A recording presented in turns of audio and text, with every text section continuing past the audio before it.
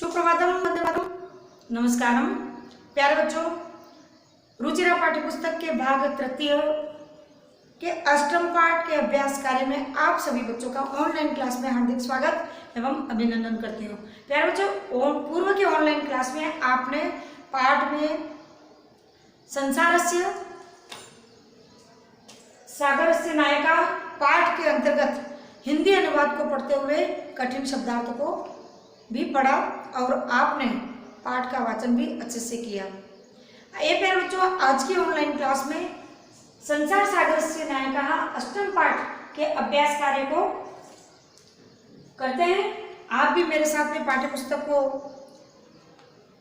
देखें, अभ्यास कार्य को, प्रश्न प्रति अभ्यास कार्य की बातें यहाँ पर भी आपके समक्ष ये अभ्यास कार्य जो है प्रश्न लिखे गए हैं उनको बारी बारी से पढ़ेंगे और समझते जाएंगे। तो बच्चों, अभ्यास कार्य आपने निकाल लिया है। प्रश्न संख्या 54, हमेशा की तरह पहला प्रश्न एक पद में उत्तर। प्रश्नों को पढ़ना है, पाठ का वाचन करना है, एक पद का उत्तर स्वतः आपको मिलता जाएगा।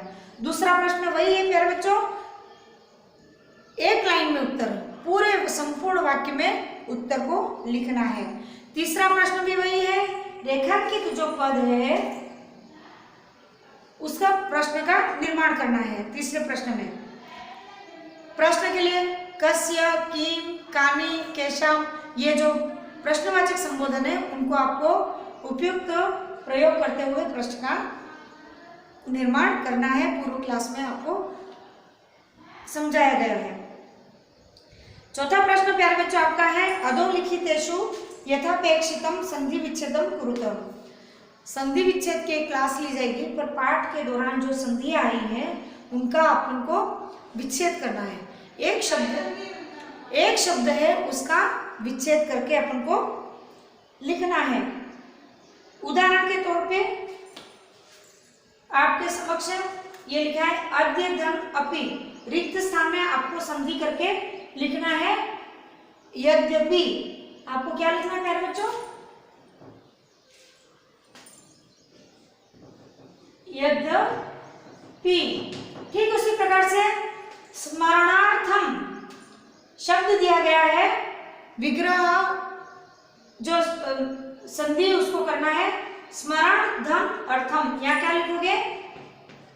स्मरण प्लस अर्थम, ये है स्मरणार्थम। इति धन अस्मिन, तो इतिस्मिन यहाँ पे उसका संधि बनेगा एतेश वे।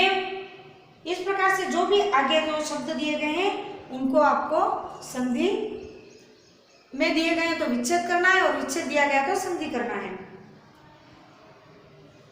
आगे पांचवा प्रश्न है, मंजूषातः समुचितानि पदानि चित्वा रिक्त स्थानानि पूरयत। अब हर पाठ पढ़ाने के बाद में अभ्यास कार्य के ये जो कुछ प्रश्न है वो फिक्स हैं।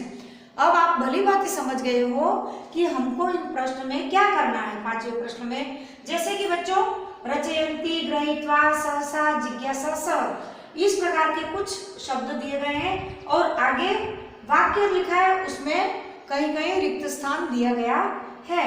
उनको आपको उचित शब्द चुन करके यहाँ पर रिक्त स्थान में भरना है। छात्राः पुस्तकानि रिक्त स्थान विद्यालयम गच्छन्ति। अब यहाँ पे क्या आएगा? सह आएगा। पुस्तकों के साथ में आप विद्यालय में जाते हो कि प्यारे बच्चों, तो सह आएगा। आपको बार बार कहती हूँ कि आपको जो संस्कृत में शब्द है उनका हिंदी अनुवाद ध्यान में रखना बहुत जरूरी है। मालाकाराः पुष्पैः मालाः रिक्त स्थान, मम मनसि एका रिक्त स्थान वर्तते। अब मन में क्या पैदा होता है? जिज्ञासा, तो जिज्ञासा शब्द यहाँ लिखनी है। माला, पुष्प की माला रचते हैं।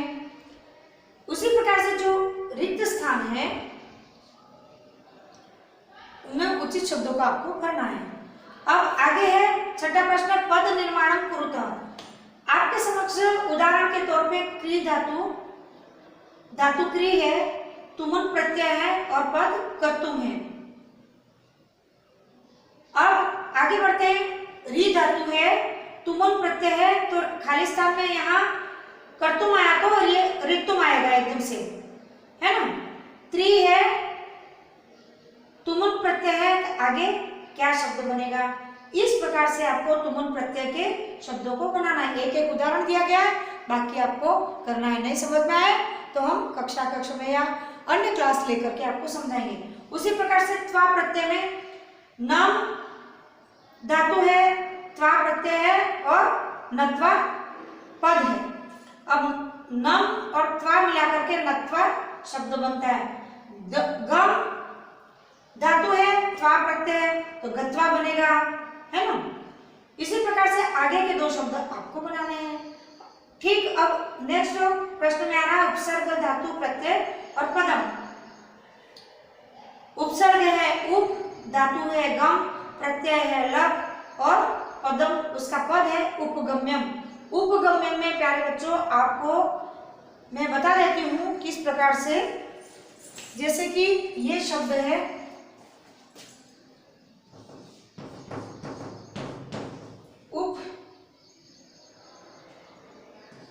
उपगम्य, तो ये जो उप है, उप क्या हो जाएगा, उपसर्ग हो जाएगा।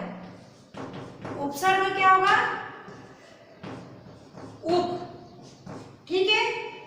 और धातु, धातु क्या बनेगा, गम, गम धातु ये दिख रहा है, गम धातु। और आगे क्या बचा, प्रत्यय, प्रत्यय यह है तो क्या बनेगा, ल्यप प्रत्यय। क्या बनेगा प्यारे बच्चों, ल्यप प्रत्यय। इन सबको मिला करके जो पद का निर्माण होता है पदम, वो क्या होगा, उपगम्य, उपगम्य।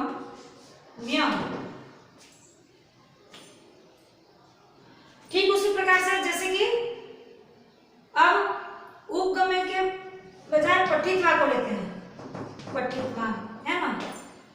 उपसर्ग प प्ररा सम अप, तो प उपसर्ग बन गया प्लस पठ धातु बन गया प्लस प्रत्यय कौन सा, त्वा प्रत्यय, त्वा प्रत्यय, तो उसका पूरा क्या हो गया, पद क्या बन गया, पठित्वा। ठीक उसी प्रकार से प्यारे बच्चों आपको आगे जो जितने भी धातु दिए गए हैं उनको बनाना है। प्यारे बच्चों आज की ऑनलाइन क्लास में बस इतना ही। आप अभ्यास कार्य को करें, समय मिलने पर आपकी कॉपी जांच की जाएगी और आपके जो पढ़ाए गए पाठ हैं उनमें से ही प्रथम पीरियोडिक टेस्ट लिया जाएगा, प्रश्न उसी में से ही पूछे जाएंगे। इसलिए अभ्यास कार्य को ठीक से पढ़ें और परीक्षा में सफलता हासिल करें। आज की ऑनलाइन क्लास में प्यारे बच्चों बस इतना ही। कल फिर मिलेंगे, तब तक के लिए मुझे आज्ञा दें। नमस्कार, धन्यवाद, जय हिंद प्यारे बच्चों।